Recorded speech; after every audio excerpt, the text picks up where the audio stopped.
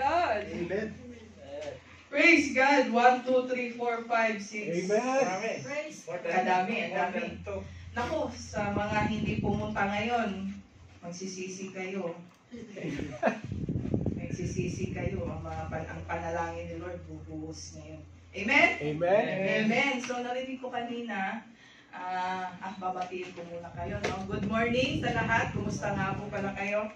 Good morning sa ating mga online, loyal mga online Zoomers, no? Sa ating Ate Beth, Nanay Nigasalde, si Bibi Nigasalde, at si Ate Len, na kay Kuya Marlon.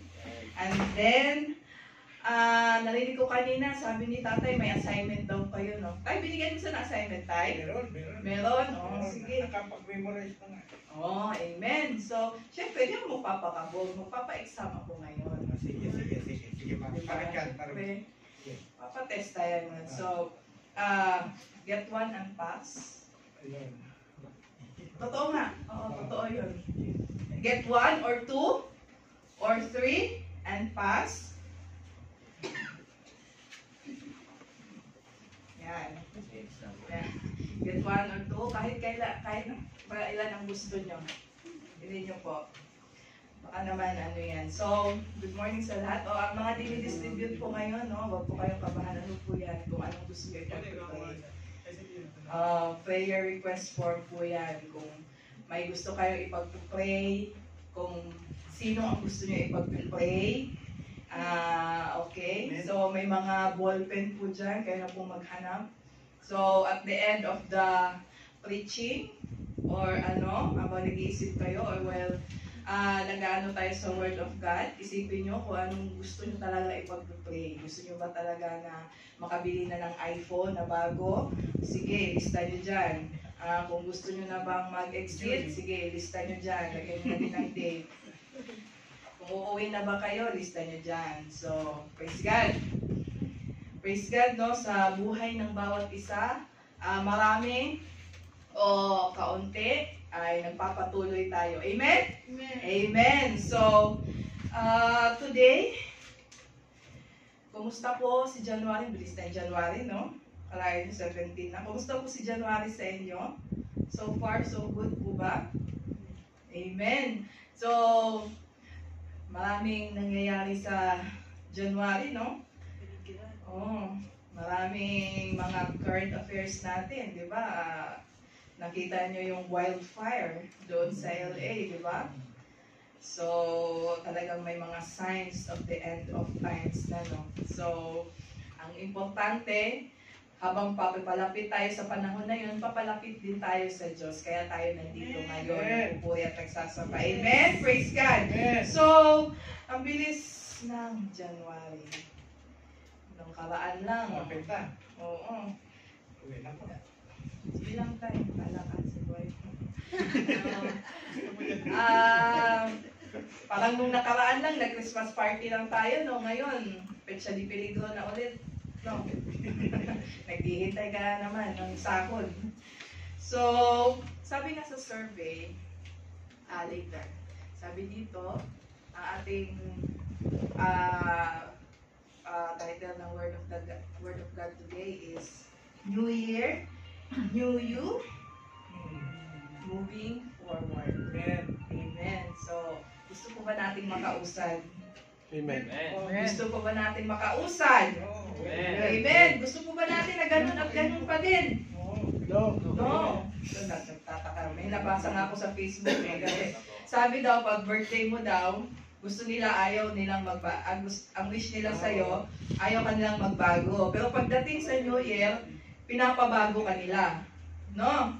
So, today, uusad tayo sa ating buhay Kristiyano as our new goals at para tayo ay umusad. Amen? Sabi sa survey, tayo mga Pilipino daw, ito, the study conducted last year, December 27, sabi daw, 90% of Filipinos are hopeful daw. Amen.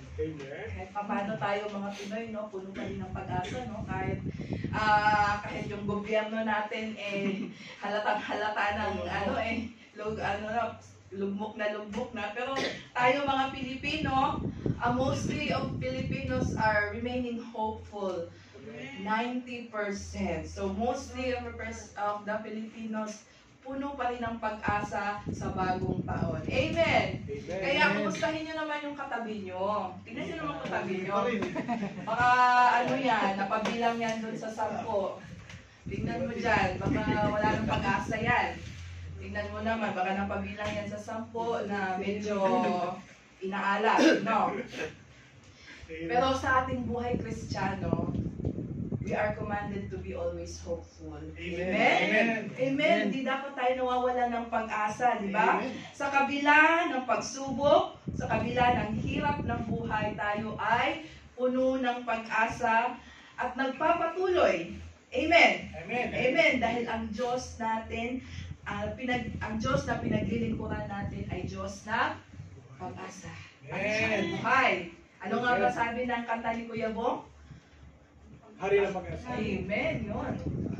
Hari ng pag-asa. Ang Diyos natin, siya ang hari ng pag-asa. Amen. Kaya palakpakan naman natin yung buhay ng Diyos natin. Amen. Yung palakpak na, dapat kayo lang. Yung palakpak na, hindi pang tao ba? Diba? Kasi ang Diyos natin ay Diyos ng pag-asa. Amen. At siya pa rin ang magbibigay ng pag-asa natin ngayong 2025. Hindi natin inaasa yung mga chances natin, yung buhay natin, hindi natin inaasa dahil Year of the Snake daw ngayon. Sabi ng mga fungsoy, ahas daw. Kung ako lang, naniniwala ako sa mga ganyan-ganyan, talagang siswertehin talaga ako kasi sabi daw ko, Year of the Snake din ako eh. Taon din ko. Taon ko yan. Grabe. Diba? So, Year of the Snake daw, sabi ng mga feng shui. Sabi naman nung iba, siswertehin na yung ano ko ngayon. Yung pera ko ngayon kasi bumili ako nito. Di ba nakikita nyo yan? Nakikita nyo yan? Nilalagay nila yan doon sa mga sa mga tindahan kasi pampaakit daw ng swerte yan. Ganon. Feng shui. Inaasa natin, baka naman inaasa natin yung mga kapalaran natin dahil mag-aalay na yung mga stars, di ba? Sabi ng kapalaran natin. Pero sa atin, wala na yung mga ganyan, no? In fact, malas yan. Di ba? Pag naniniwala ka dyan, mamalasin talaga. Mamalasin yung buhay Kristiyano mo. Amen? Amen. So, ang pag-asa natin ay na kay Kristo lamang. Amen. So, sabi nga sa Lucas 4:18 to 19.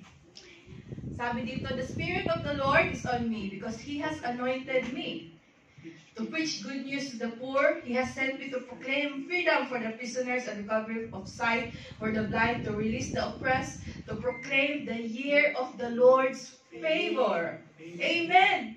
So, today, this year is the Lord's favor for us. Amen? Amen. Uulan po ang panalangin at pag-asa sa atin ngayong taon. Amen? Pinoclaim na ni Lord yan. Diba? Sinabi na ni Lord yan 2,000 years ago. Kaya ang kailangan lang natin gawin is manghawakan ang salitang yan. All we need to do is claim the Lord's promises and claim the Lord's favor. Amen? Amen. But the favor, the biggest favor of the Lord sa atin ay binigay na niya 2,000 years ago. Amen. Ano po ba yun? Noong pinadala ni God the Father, si Jesus Christ, dito sa mundo para tayo ay iligtas. Amen? Amen. Kaya, yun ang pinakamalaking pabor na ginawa ng ating Diyos Ama sa atin para tayo maligtas sa kamatayan. Amen? Kaya sa taong 2025, bubuhos ni Lord ang pagpapala niya sa iyo. Amen? Amen. May nawala last year na ibibigay niya sa iyo ngayong taon. May nawala na ibabalik niya sa iyo ngayong taon. May nasira na aayusin ni Lord ngayong taon. Amen. May matatanggap ka na answered prayer this year. Yes. Amen. Amen. Amen. Claim it. Claim it. Claim it. Salita na yan ng Diyos. Sinabi na yan ng Diyos. All we have to do is panghawakan at paniwalaan ang pangako ni Lord. Amen. So let's bow down our heads for the closing prayer. Hindi po. So let's bow down our head.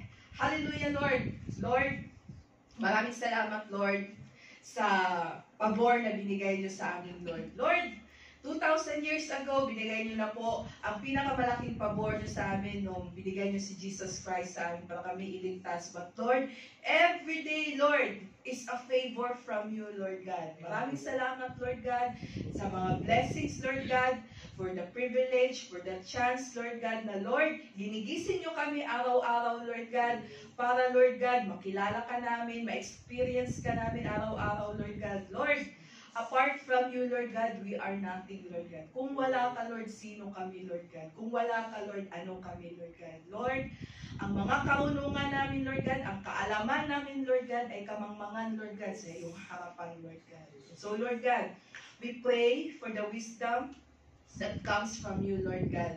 Na, Lord, tuluyan namin maintindihan ang salita, Lord God, na ibibigay niyo sa amin, Lord God. And Lord, you will just use me, Lord God, as an instrument, Lord God. Lord, use me mightily, Lord God. I pray for your wisdom, Lord God. And Lord, also wisdom for my brothers and sisters, Lord God, natatanggap, Lord God, sa iyong salita, Lord God. Naway, sila ay maging isang matabang lupa, Lord God, na ang salita, Lord God, ay tutubo, Lord God, at yayabong sa kanilang mga puso, Lord God.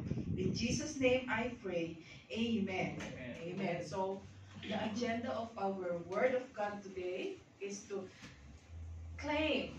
Diba, sabi nga natin, diba, sinabi na ng Lord, pinangako na ng Lord. Ang kailangan natin gawin, hawakan ng kanyang mga pangako. To claim God's favor upon us, how to move forward, and what to pray. Amen? Amen. Gusto po ba natin na makausad? Amen. Gusto po ba natin na manalangin? Amen. Aba, para mas malaki yung makausad. Usad lang ng usad, walang prayer. Diba? Paano tayo makakausad niya? Amen. So, to claim God's favor, how to move forward, and what to pray. Amen. Philippians 3, verse 13. Amen. Sabi ni Paul, Apostle Paul dito, brothers, I do not consider that I have made it my own. But one thing I do, sabi niya, isang bagay lang daw ang kanyang ginawa para siya makausad, forgetting what lies behind and straining forward. Eh, dalawa pala to eh. Forget and forward. Hindi, pero sabi niya, isang bagay lang daw ang kanyang ginawa para siya makausad. Kalimutan ang nakaraan at magpatuloy sa hinaharap. Amen. Amen. Move forward. Magpatuloy para makausad. Ano po ba yung mga, kung sinabi ni Paul na may kakalimutan tayo, hindi lang yung ex dapat natin yung kinakalimutan natin. No. Ano po ba yung dapat kinakalimutan natin para tayo makausad? Ano? Una, yung mga galit. Galit ng kahapon, yung mga away, yung mga hidwaan, yung mga inggit, yung mga puot sa puso natin, mga kasamaan, kasalanan, mga tampo, iwanan na natin yan sa nakaraang taon. Amen? Kalimutan na natin yan. Yun ang mga bagay na dapat kinakalimutan natin para tayo ay makausad. Amen? Amen. Amen. Kasi hindi tayo makausad kapag bit pa natin yan. Amen? Pero yung mga utang natin, delikado. Huwag mong kalimutan yan. Lalo na yung taong nagpautang, delikado pag kinalimutan mo yan. Ha? Amen? So, mali yan. Dapat bayad na yan eh. Para makausad ka ngayong taon, dapat binayaran mo na pala yan ang taon. Amen? So, forgetting what lies behind, kalimutan ng mga nakaraan, mga kasamaan ng kahapon, mga hidwaan at galit ng kahapon, para tayo makausad sa kinabukasan. So, ang illustration dyan, sino na ang nakapaglaro nito? That's called monkey bar. Monkey bar palang tawag nga, no? Laro lang ako ng laro niyan. Mabot na ako sa ganitong taon eh. Monkey bar pala yan eh. Ngayon ko lang nalaman. Ngayon. So, sinong nakakita ng monkey?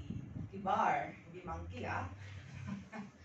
So, familiar naman tayo dyan yan. Kapag ka naglalaro ka ng ganyan, para makatawid ka sa unahan, kailangan mong bitawan yung nasa likod. O, di ba? Amen? Para makausad ka, bitawan mo yung kabilang kamay mo sa likod para makatawid ka sa unahan. So, ganyan tayo in our journey as our Christian lives. Amen. Forget natin yung mga hindi maganda, yung mga kilimkim natin na puot, yung kilimkim natin na kasamaan, yung kilimkim natin na tampo, kilimkim natin na mga ano pa yan, inggit. Bitawan na natin yan para tayo ay makausad. Amen. Amen? Amen. Because that is part of the process ng pagbabago ni Lord sa atin. Amen? Sino dito ang mga binago na ni Lord? Amen. Sino dito ang patuloy na binabago ni Lord? Amen. Amen. So lahat tayo ay nasa proseso ng pagbabago araw-araw. Amen. Ganun po ba kadali ang magbago? Hindi. At malamang hindi din ganun kabilis ang magbago. Amen. Kaya nga sabi sa kanta, anong sabi ng kanta? Binabago mo ako araw-araw. Di ba? Binabago mo ako araw-araw. Kasi araw-araw, nasa proseso tayo ng pagbabago ni Lord. Amen po ba? Amen. Sa iba, mabilis. Sa iba, ay madalas, yung pagbabago, mabagal. Basta ang importante, magbago. Tama yan. Hindi, importante, umuusad. Ang importante, araw-araw sumusubo kang magbago. Amen? Amen. So, dapat sa pagbabago natin, dahil ang tema natin ay New Life in Christ, di ba? Magbago para umusad, di ba? At sa pagbabago natin na yon, dapat kasama si Jesus. Amen? Amen. Kasi kung hindi si Jesus, ang kasama mo sa pagbabago na yan, at sa sariling effort mo lang, malamang sa malamang hindi ka magbabago. At di ka makausad. Amen? Diba? Parang gadget mo lang yan, diba? Maya-maya naghahang. Mamaya-maya yung cellphone mo naghahang. Diba? O parang yung computer na luma-luma na. Naghahang ba yung computer natin dyan? Anong ginagawa natin? Ano pa yung ginagawa ni JJ kapag naghahang yung computer natin? Restart. Reboot. Eh, diba? Tapos after a few hours, after ilang gamitan, maghahang na naman. Diba? Ganun pa din. So, restart ulit. Pag ganun pa, ulit-ulit na lang ang nangyayari. Babalik ka dun sa mga nangyayari. Ganun at ganun pa din ang nangyayari sa'yo. Nasasaktan ka pa din sa huli kapag ka ganun. Pag wala si Christ sa pagbabago na yun, di ba? Makikita mo na lang yung sarili mo na nagkamali ka na naman, nagkasala ka na naman, masasaktan ka na naman. Di ba? Yung ex mo na dapat kinalimutan mo na pag nag-chat, kumusta, I miss you. First love is never die. Ex yun. Hugot naman. Diba? Ay! Yung ex mo, na nakamove on ka na, pagka-chat ng ilang buwan, kumusta? Pinilig ka na naman. Diba? Nag-restart ka ulit dun sa pagkakamali. Di ba? Kaya dapat sa ating mga Kristiyano, hindi yung restart at saka reboot. Dapat in Christ. Dapat sa Diyos. Di ba? Kasi sigurado, pagka sa Diyos, totoo at certified na pagbabago. Di ba? Ano nga yung verse natin sa pagbabago? Second. Second Corinthians 17. Second Corinthians. Anyone is in Christ. Second Corinthians 5:17. Therefore, if anyone is in Christ, is a new creation. Behold, the new has come. Diba? Wala na daw yung dati. Bago na ang pumalit. Amen? Kaya, sa pagbabago na ginagawa ni Lord sa ating araw-araw, dapat yakapin natin ang ginagawang pagbabago ni Lord at tanggapin natin ang ginagawa niyang pagbabago sa atin. Amen? Kasi binabago tayo ni Lord. Which means, sa pagbabago na yon, meron din tayong participation. Di ba? May effort din tayo. Di ba? Dapat may action din tayo, hindi kay Lord lang lahat, di ba? Magsisimula din sa small action mo. Bakit? Kasi sabi sa James 2:17, also, faith by itself, if it does not have works, is dead. Kapag hindi ka kumilos, patay yung paniniwala. Walang gawa. Amen. Diba? Hindi sapat yung pananampalataya lamang. Diba? Hindi sapat lang yung pananampalataya, nagtiniwala ka, na-receive mo na si Jesus Christ, tas wala kang gawa, patay yun. Walang silbi yun. Christian ka nga, hindi ka naman dumadalo. Diba? Christian ka nga, hindi ka naman nagsiserve. Diba? Nandito ka nga, tulog ka naman. O, Samantha, wala ka bang tulog? Ayan, walang tulog ko. Diba? Kung andito ka na, natutulog ka lang din naman. Diba? Patay. Amen? So, ang unang naniniwala ako na ang unang aksyon natin sa pagbabago ay manalangin. Amen? Amen? Malaking bagay po ang pananalangin sa ating lahat. Amen po ba? So, kumustahin natin ang prayer life ng bawat isa. Kumusta po ang pananalangin natin? Prayer life natin. Okay naman sis, yung prayer life ko 3 times a day. Kapag ka kumakain. Yun lang.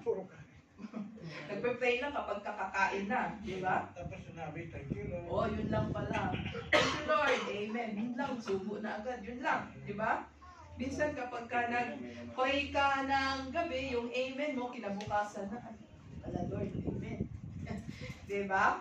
So, malaking bagay ang prayer sa ating mga Kristiyano. Amen po. Kaya, naniniwala ako na sa taong ito na dapat sipagan pa natin ang pananalangin. Amen?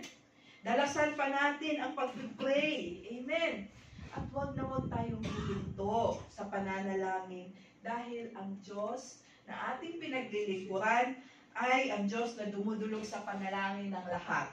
Amen? Amen. Amen! So, nasa na yung mga natin? Mga papel natin.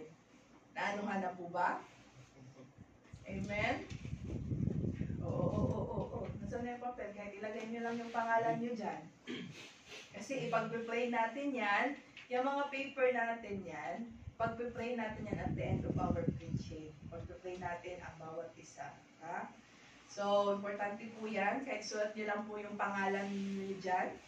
At itataas po natin yan mamaya. Amen? So, bago natin ipag-pray ang mga prayer items na yan, no? Kung hindi kasya, pwede naman sa likod. Kung hindi kasya, at ano din natin yan mamaya sa prayer meeting natin. So, kung hindi kasya, pwede sa likod. At naniniwala ako na ipag-pray natin yan, pero bago ang lahat, may 2 bagay akong idadagdag above all the prayer items natin. Okay lang ba kung dadagdagan natin ang prayer item ng bawat isa? Amen. Unang-una, sabi, unang prayer item natin in the book of Ephesians 1:17.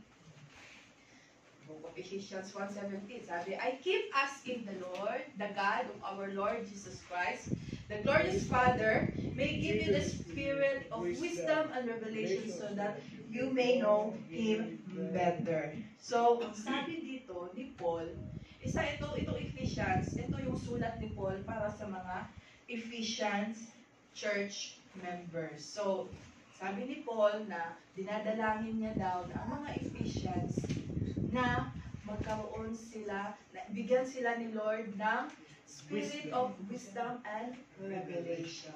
Amen? Tingnan natin sa unang sentence. Sabi niya, I keep asking the Lord. So, ibig sabihin, si Paul ay paulit-ulit na nananalangin. Amen? Always, palaging nananalangin for these things. So, ganun din tayo.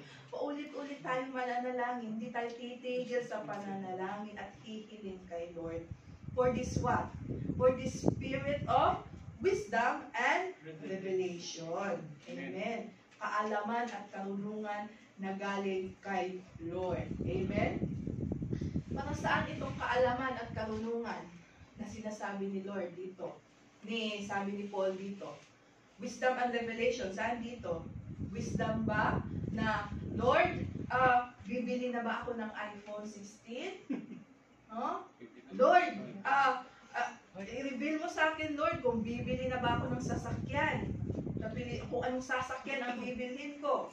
Lord, bigyan mo ako ng wisdom o revelation kung magpapakasal na ba ako o may iba pa.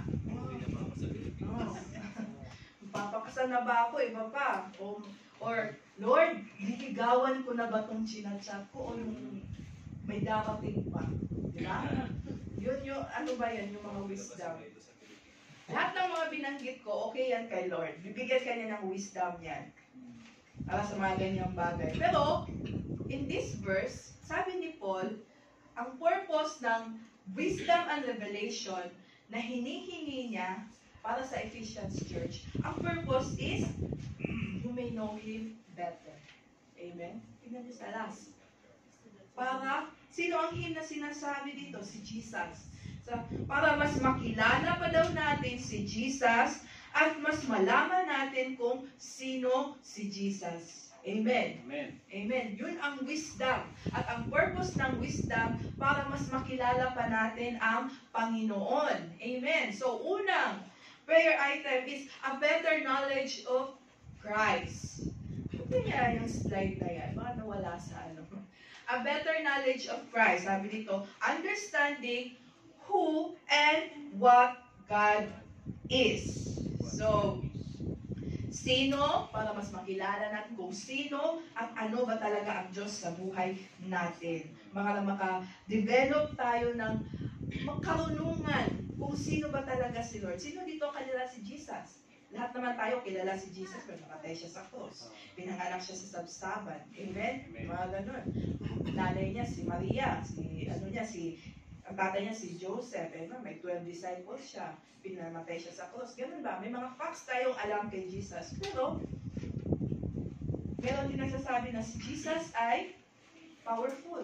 Alam natin na si Jesus ay powerful. Jesus is good. God is good. Faithful siya. Amen? Pero, na-experience na ba natin kung totoong faithful ba siya? Amen? Na-experience ba talaga natin yung kabutihan ni Lord? Para masabi natin na ganun talaga si Lord, totoo talaga siya na faithful. Totoong mabuti talaga siya. Amen.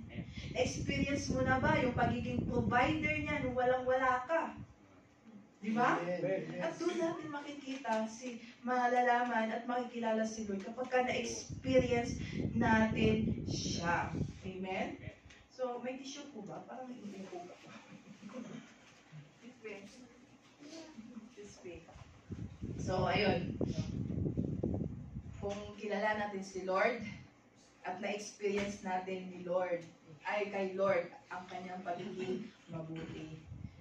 Ngayon, ito ang mahalagang tanong. Mas mahalaga pang tanong sa mga tinanong ko una.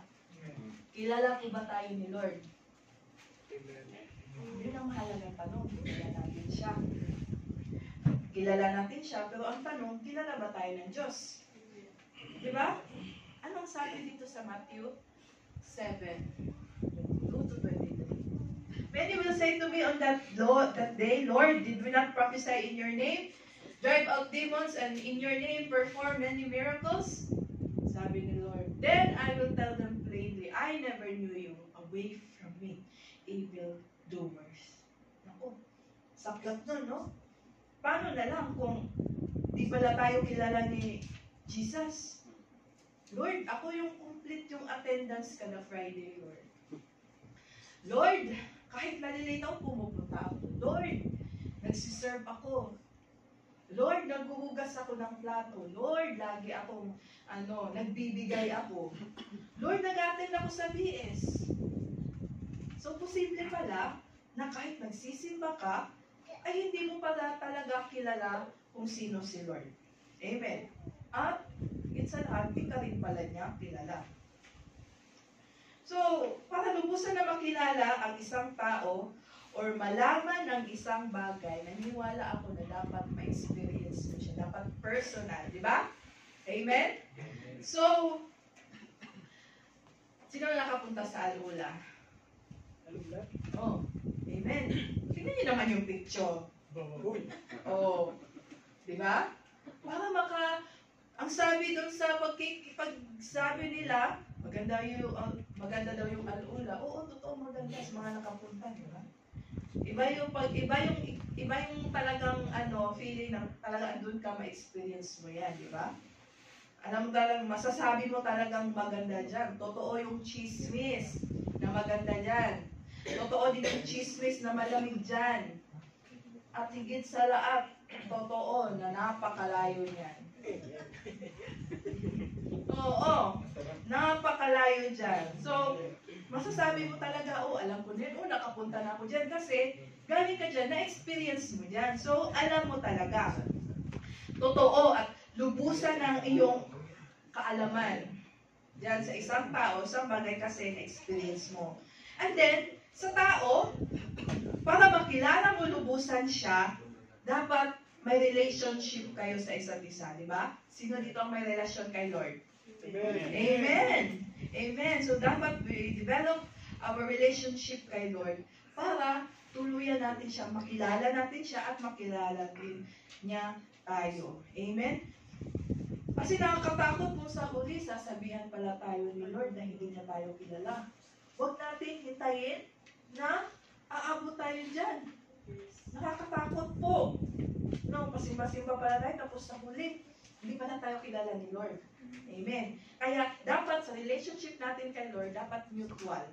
Amen? Kung kilala natin siya, dapat kilala din tayo ni Lord. John 10:14, I am the good shepherd, I know my sheep, and my sheep know me. So dapat kilala tayo. Kung kilala din si Lord, dapat kilala din natin kay Lord. Sa isang relationship, mutual. Amen. Diba? Kilala niyo po ba yan? Hindi yung babae. Hindi nga nila kilala yan eh. Buhay po ang Diyos. Huwag po si Marcada na.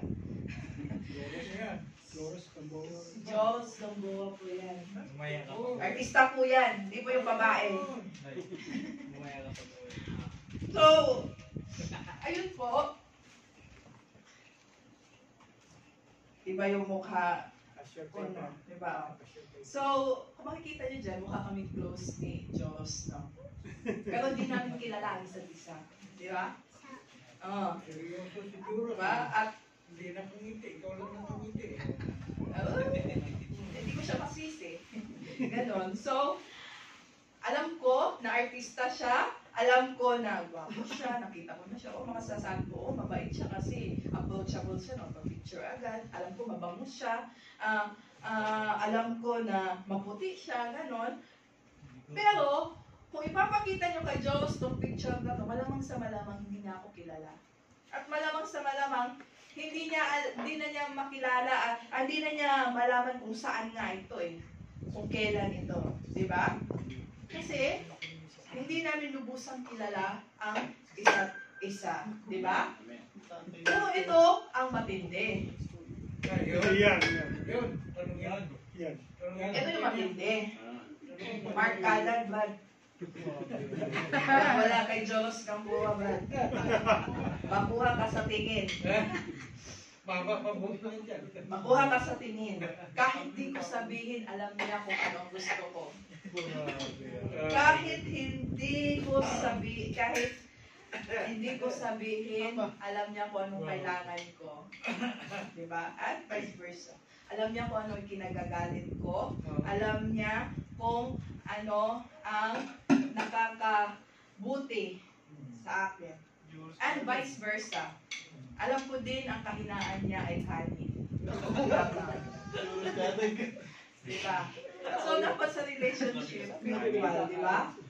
At kilala nyo ang isa't isa. The same way it goes sa ating pagkakilanlan kay Lord. Amen.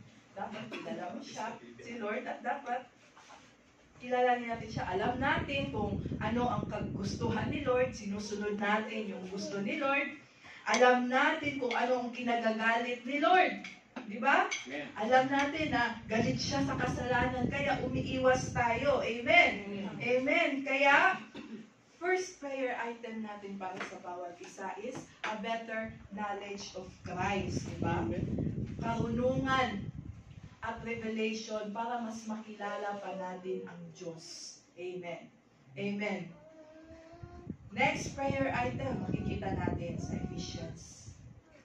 Ephesians 1:18, the next following verse. And this is the second prayer item. A better spiritual vision. Spiritual enlightenment. Diba? Spiritual vision, spiritual enlightenment. Ephesians verse 1:18. Ano siya? Ano ba sabi niyo? I pray that the eyes of your heart may be enlightened in order that you may know the hope which has God called you to the riches of His glorious and dear inheritance. Pero di na, ano yan? Di yata kasya yun. So, Ephesians 1:18, sabi dyan, that your heart may be enlightened. Diba? Ito mga nakikita natin sa mata natin is lahat ng nakikita natin sa mata natin, sa paligid natin is only temporary. Minsan hindi totoo at mga nakikita natin in our physical vision, in our physical eyes, hindi tatagal yan. And then we have this thing called spiritual eyes. Piniwala po ba tayo? Spiritual eyes. Spiritual vision. Ito ang nakikita ng puso natin. Diba? At ito ang nakikita depende sa pananampalataya natin. Amen. Second, and to illustrate this spiritual vision, spiritual eyes, there's a short story in the book of 2 Kings, Old Testament. No? Book of 2 Kings, chapter 6, verses 13 to 15. So, story dito about Prophet Elisha and his servant. Diba? So, makikita natin dito, there's a group of people, a country or a city, they're called Arameans. Gusto nila sakupin ang Israel. Diba? Gusto nila sakupin ang Israel, pero nabibigo sila na sakupin ang Israel kasi andun si Prophet Elisha. Si Prophet Elisha ang nagbibigay ng tip o siya ang nagbibigay ng hint sa Israel na sasakupin tayo ng Arameans, may sasakop sa atin dito. Kaya hindi nagtatagumpay ang mga Arameans na sakupin ng Israel dahil si Elisha binibigyan ng vision ni Lord na huwag kayo na may sasakop sa inyo, ganyan, bantayan nyo ito. Kaya ang mga Arameans, galit na galit sila. Galit na galit sila itong kay Prophet Elisha. Bakit sila nagagalit? Kasi sila, hindi sila matuloy-tuloy sa kanilang binabala na sakupin ng Israel. Bad trip sila kay Prophet Elisha. Gusto nila ipadampot. Verse 13, go and see, sabi ng king ng Aramean, go and see where he is, that I may send and seize him. Diba? So sabi ng hari ng Arameans, padampot, patayin itong si Prophet Elisha. Sabi, may nagsabi sa hari na, behold, he is in Dothan. Isang lugar, nandun daw siya sa Dothan. King, nandun siya sa Dothan. So, nung nalaman ng king na nandun siya sa Dothan, verse 14, ang sabi dito, nagpadala ang hari ng Arameans na maraming sundalo. Pinalibutan ng mga kabayo, pinalibutan niya itong Dothan ng kanyang mga sundalo para patayin at ipadampot si Elisha. Kung nasaan si Elisha. And then this Elisha, may kasama siyang servant. Elisha and his servant. Excuse me. So, kinabukasan, yung servant nagising. Pagkakita niya na sa mga Arameans na pinapalibutan na sila, tumakbo siya sa kanyang master, si Elisha. Sabi niya, sir, pinapalibutan na tayo, mamamatay na tayo. Sir, ang dami nila. Wala na tayong pupuntahan. Mamamatay tayo, dito na tayo. Anong gagawin natin, sir? Marami sila, pinapalibutan na tayo. Minsan kasi ganyan tayo eh. Di ba?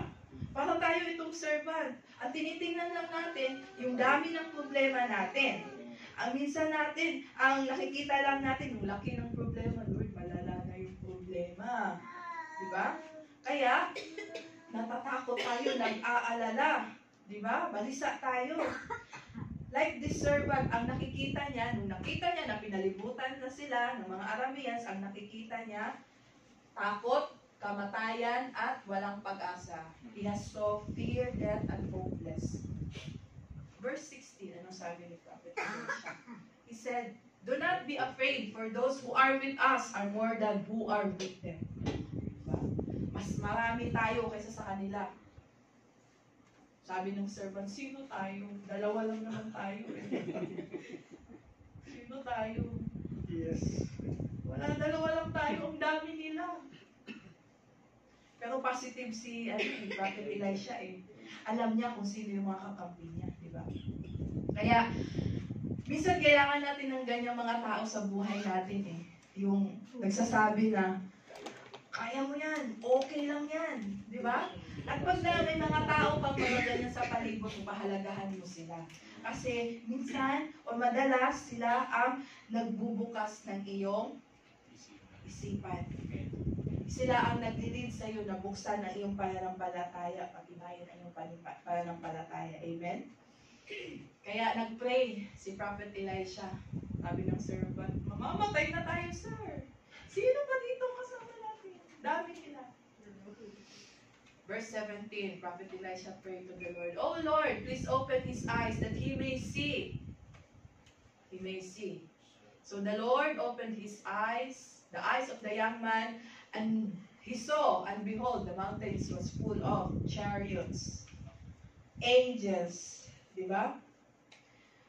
Nag-pray si Elisha kay Lord na, Lord, buksan niyo po ang mata ng batang ito. Kaya, the Lord answered, binuksan niya ang mata ng servant, at behold, nakita ng servant na marami pala talaga sila.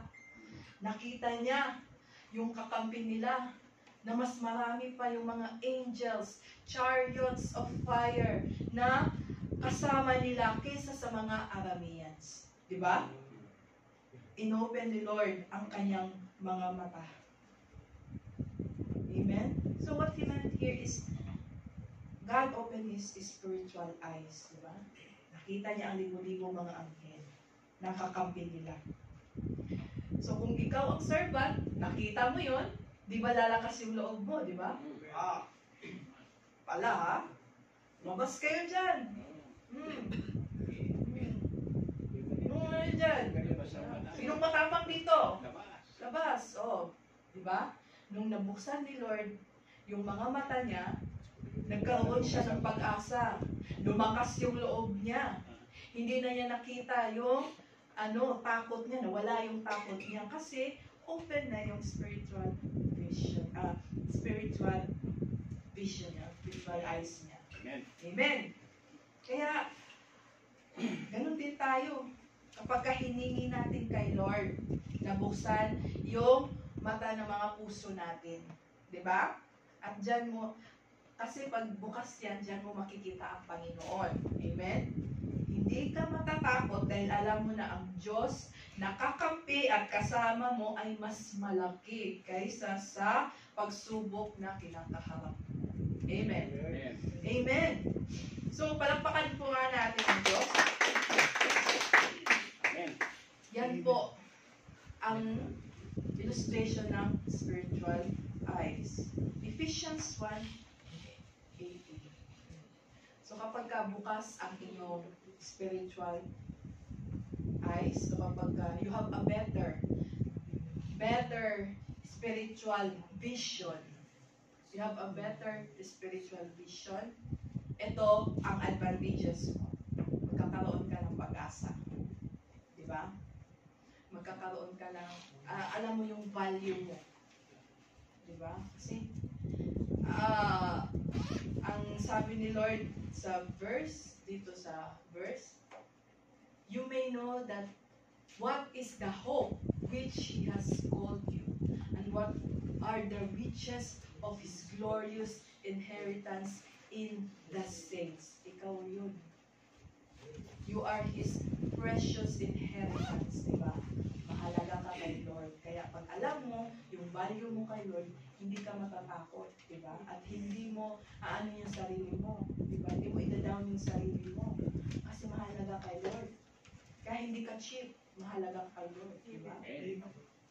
And what is the immeasurable greatness of His power? You will have the power. Magkakaroon ka ng kapangyarihan. Amen? Kapangyarihan. Kapangyarihan na galing kay Lord to overcome your challenges in life. Amen. So ito po ang prayer list natin ngayon. Above all our prayer list, above all sa lahat ng hinihingi natin kay Lord, walang problema, humingi ka ng marami. But above all, ito po ang pinaka-importanting hilingin natin kay Lord. Na mas makilala pa natin siya. Una, at pangalawa, ay magkaroon tayo ng better spiritual vision. Diba? Para tayo ay magkaroon ng pag-asa at magkaroon tayo ng kapangyarihan na i-overcome lahat ng mga ano natin, pagsubok natin. Amen? So, tapos na po ba yung 1/4? Amen. Amen? Kulang pa nga. Kulang pa? Bigyan ko pa ng 1/4 si tatay. Okay na yan? Sa likod tayo. Okay. Back to back, okay. Naka-fill up na po ba lahat? Amen. Okay. Sure ba? Kapag fill up, sige, ipasa niyo po yan sa sa tao na nasa likod niyo. Sa likod. Sa likod. Tapos yung kanya. Tapos yung kanya, ipasa mo dito sa harap, sa pinakalas. Like for si engineer, ang pinakalas, ipasa mo dito. O ikaw naman kung wala, Papasa ko sa akin. Engineer mag-pray. sige na nga, ikaw na nga mag-collect, engineer. Ina nga. Tapos yan para mag-prepare.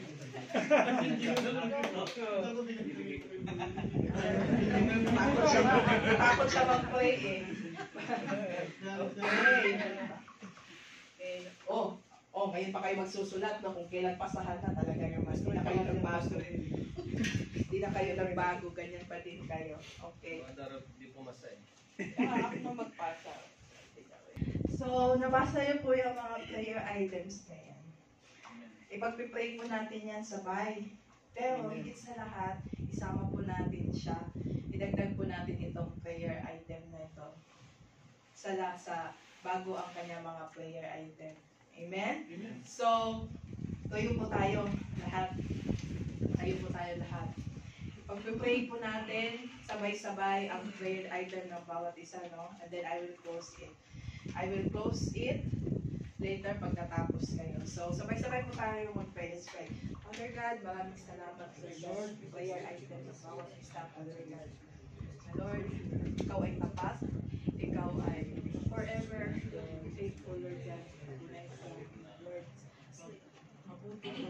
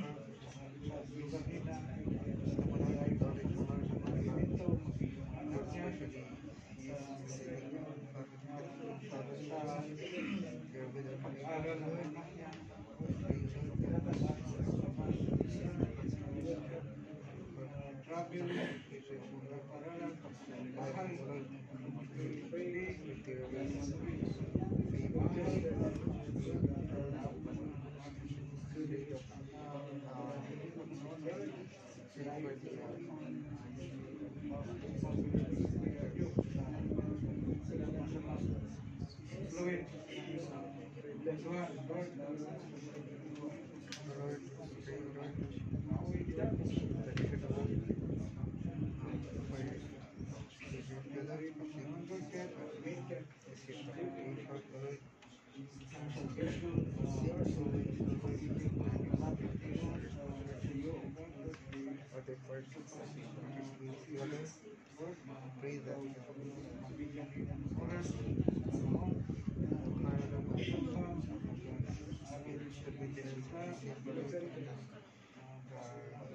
Pray that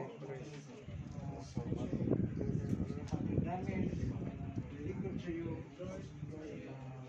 pangalagaan, spiritually, paano po yung family niya,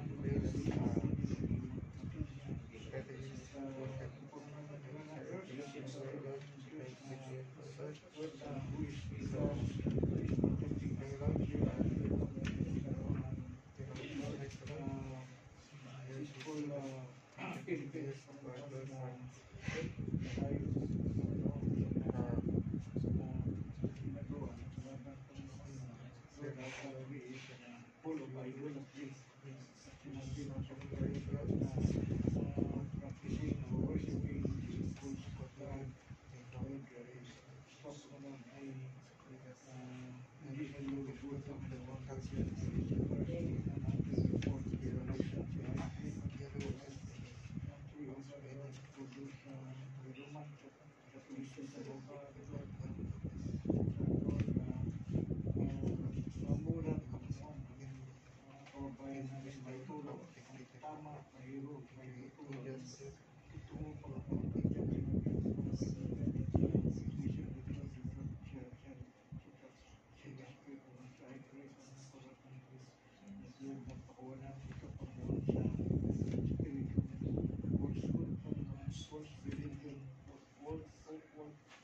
Practices from the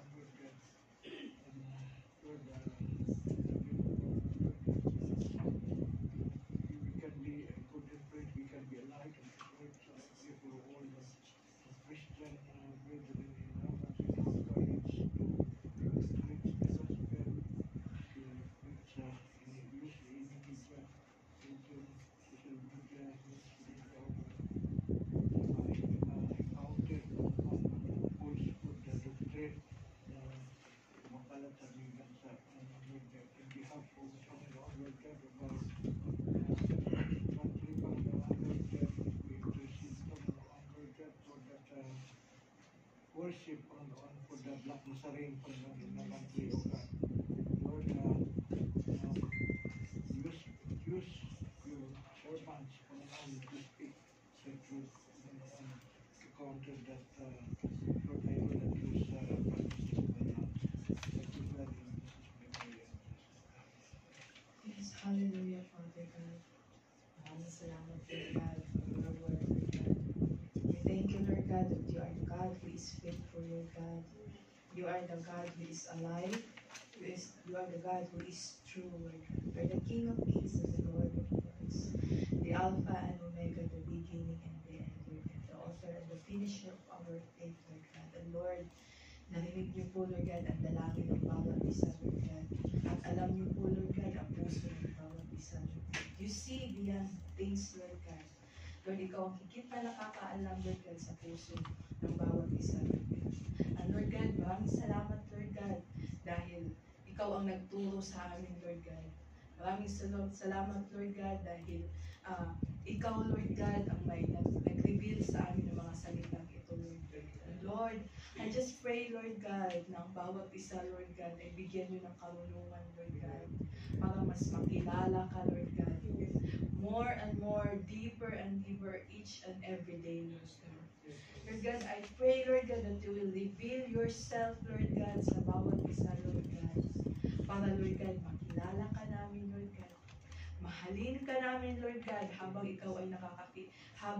ikaw ay kinikilala namin, Lord God, sa araw-araw, Lord God. Lord God, patuloy namin tinatanggap at tinayakap, Lord God, ang ginagawa mong pagbabago sa amin, Lord God. Lord, patuloy niyo kaming turuan, Lord God, ng iyong mga salita, Lord God. Lord, We surrender it all to you, Lord God. Lord, we commit to you, Lord God, ang aming bukas, ang aming mga inaalala, Lord God, ang aming mga kabigatan sa puso, Lord God. Lord, ayaw po namin ng mga kabigatan na ito, Lord God. Ayaw po namin ng mga kasalanan, Lord God. At Lord, help us let go of the things, Lord God, na hindi ka nalulugod, Lord God. Dahil gusto namin umusad, Lord. Gusto namin umusad, Lord, kasama ka, Lord God. Gusto namin ang pagbabago na ikaw ang nagbago, ang pagbabago, Lord God, na galing sa iyo, Father God. And Lord, buksan niyo ang puso ng bawat isa, Lord God. Hinihingi ko po, Lord God, buksan niyo ang puso ng bawat isa na para na tingnan, Lord God, ang positive things, Lord God, hindi yung mga bagay, Lord God, na nakakalugmok, Lord God, hindi yung problema lang, Lord God, kundi kami ay tumingin lamang sa iyo, Lord God. Lord, naniniwala kami, Lord God, na ikaw ang Diyos ng pag-asa, Lord God. Ikaw ang Diyos, Lord God, na dumidinig, dumudulog sa panalangin ng bawat isa, Lord God. Tinataas ko, Lord God, ang bawat kapatiran, Lord God. Lord, bigyan niyo po sila ng better spiritual vision, Lord God. Let the eyes of their heart be open, Lord God, para tanggapin ang iyong salita, tanggapin ang iyong pagbabago, Lord God, at tanggapin, Lord God, ang panalangin, Lord God, na ibubuhos mo sa amin, Lord God. Ang panalangin, Lord God, na ibubuhos niyo sa bawat anak niyo, Lord God. The favor, Lord God, that comes from you, Lord God. Lord, hinihiling ko po, Lord God, na iyo pong ibibigay, Lord God, ang dalangin ng bawat isa, Lord God. Lord, patuloy kang pumilos, Lord God. Lord, we praise you, Lord God. We glorify you. And we thank you, Lord God, sa lahat na ginawa mo sa amin, Lord God. And Lord God, for the rest of our service, Lord God, we commit it all to you, Lord God. Thank you for the victory, Lord God. We praise you and we give you thanks in the mighty name of Jesus. Amen. Amen.